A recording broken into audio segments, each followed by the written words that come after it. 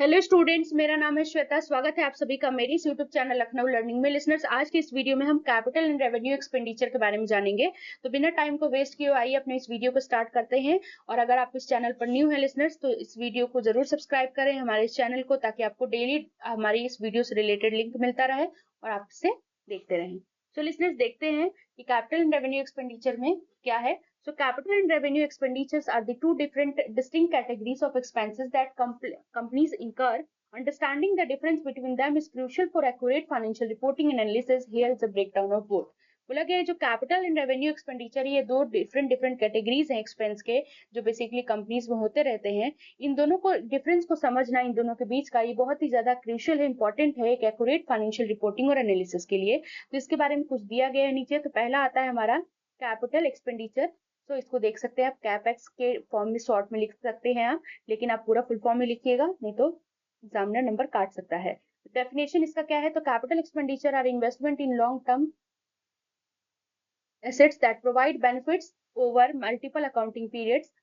These expenditure typically enhance or extend the life of an asset. बोला गया capital expenditure एक investment होता है लॉन्ग टर्म एसेट्स में, जो कि मल्टीपल अकाउंटिंग पीरियड में हमें बेनिफिट देता है। और इस तरीके की जो खर्चे होते हैं वो बेसिकली हमारे एसेट्स की लाइफ को एक्सटेंड करते हैं, इनहेंस करते हैं।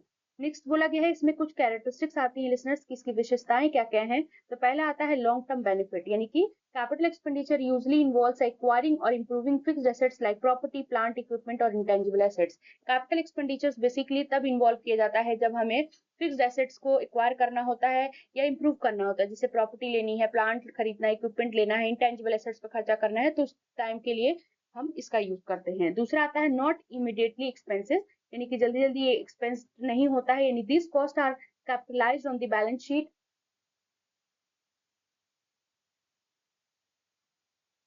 एंड डेप्रिसिएटेड और amortised over the assets useful life. बोला गया है कि ये कॉस्ट जो होता है वो हमारे बैलेंस शीट में कैपिटलाइज होता है या फिर डेप्रिसिएट होता है या अमोर्टाइज किया जाता है एसेट के यूजफुल लाइफ के अकॉर्डिंग। एग्जाम्पल के तौर पे हमारे दिया हुआ है लिसनर्स, देखिए खूब सारे एग्जाम्पल है इसमें, तो इसमें डिस्कशन कर लेंगे एग्जाम्पल्स। तो पहला है परचेज ऑफ मशीनरी और इक्विपमेंट। तो मशीनरी आपने खरीदी, इक्विपमेंट खरीदी। देखिए कैपिटल एक्सपेंडिचर ऐसा होता है जो लॉन्ग टर्म बेनिफिट देने वाला है, यानी कि हम बार बार तो मशीनरी खरीदेंगे नहीं, बार बार इक्विपमेंट खरीदेंगे नहीं, तो कभी कभार के खर्चे होते हैं। बिल्डिंग कंस्ट्रक्शन और सिग्निफिकेंट रिनोवेशन, यानी कि बिल्डिंग को बनाया या फिर उसमें रिनोवेशन करा रहे हैं, तो देखिए कभी कभी होने वाली चीजें होती हैं। Purchase of land and building, आप लैंड खरीद रहे हैं, बिल्डिंग ले रहे हैं, तो ये आप कभी कभी करेंगे। दूसरा आता है एक्वायरिंग पेटेंट और ट्रेडमार्क, तो ये भी आप कभी कभी करेंगे, तो ये चीज होती है कैपिटल एक्सपेंडिचर। अब हम बात कर लेते हैं लिसनर्स हमारे रेवेन्यू एक्सपेंडिचर के बारे में कि रेवेन्यू एक्सपेंडिचर क्या होता है। तो रेवेन्यू एक्सपेंडिचर को आरईवी एक्स भी कह सकते हैं। डेफिनेशन क्या है, revenue expenditure are cost incurred in the day to day operations of a business. These expenditures are typically necessary for maintaining and operating existing assets. बोला गया कि